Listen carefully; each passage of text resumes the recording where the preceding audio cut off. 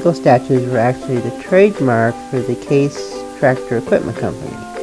And it's kind of their logo they had outside at different dealerships around the area.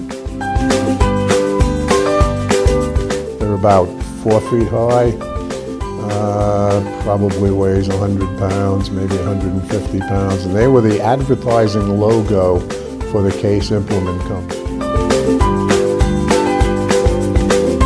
In 1941, a group of guys go over to Worcester to the Case Implement dealer, and they steal a Case Eagle.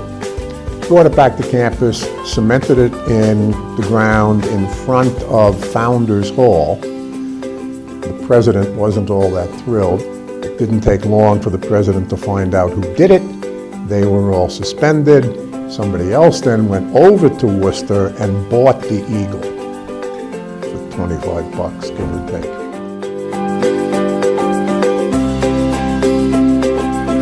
When I came as a student in 1955, there were 3 eagles on campus, Louis, Louise, and Amy. And then as the building started going up, it just became important to have an eagle in front of each building. I was a group of 4 that made a late night run to Lebanon, Ohio, and we just happened to be driving down one of the main drags there in Lebanon, Ohio, and Kate kept calling to us, "Liberate me, liberate me."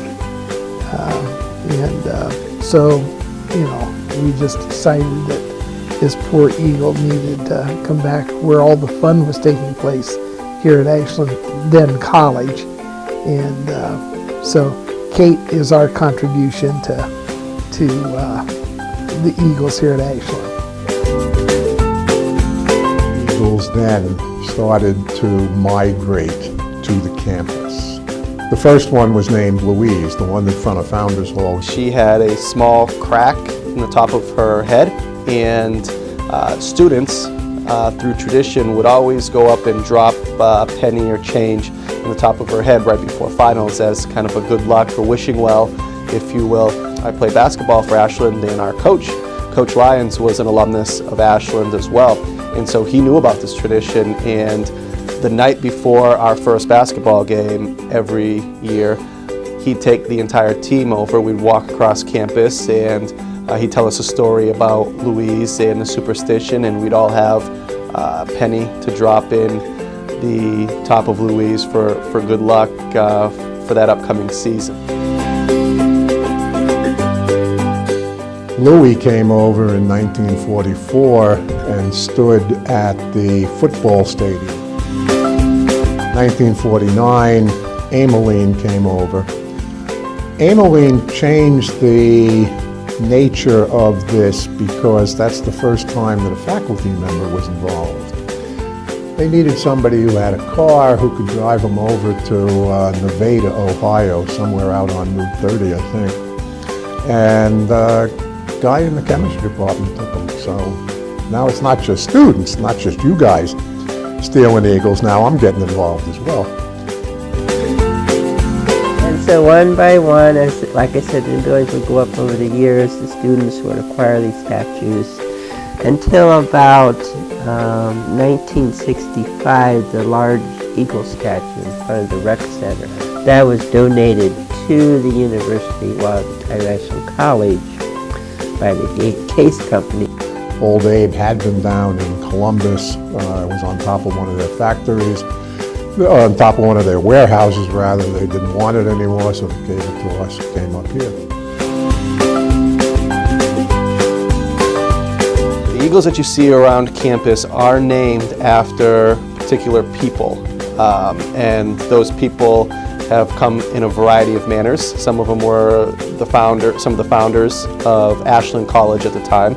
Others are for prominent people associated with the university, such as Glenn in front of Clayton Hall for Dr. Glenn L. Clayton, who was a long-standing president here at Ashland. And others have been named, some of more recent ones that went up in front of the new academic buildings and in front of the Dwight Scharre College of Education and the Doubt College of Business and Scharre College of Nursing have come as a result of people that have made some of the lead gifts or provided the generous financial support for those projects. Historically, the eagles were all painted purple and gold, the colors of the college and now the university. The eagles in front of Fraternity Circle, and they would have been in different places before Fraternity Circle was built. Those eagles are painted the colors of the fraternity. You know, the university provides the upkeep on the eagles, which a lot of times is no more than a fresh coat of paint. We haven't actually had to replace any. We did run out of eagles. You know, in the last decade or so, we've built quite a few new buildings, and the practice is to put a new eagle in front of each one. We had some in storage that we were able to do, but at one point we actually ran out. And what we had to do at that time was we took one of the old eagles that wasn't placed, took it to a fabricator who was able to make a mold and reproduce the eagle in a fiberglass concrete composite.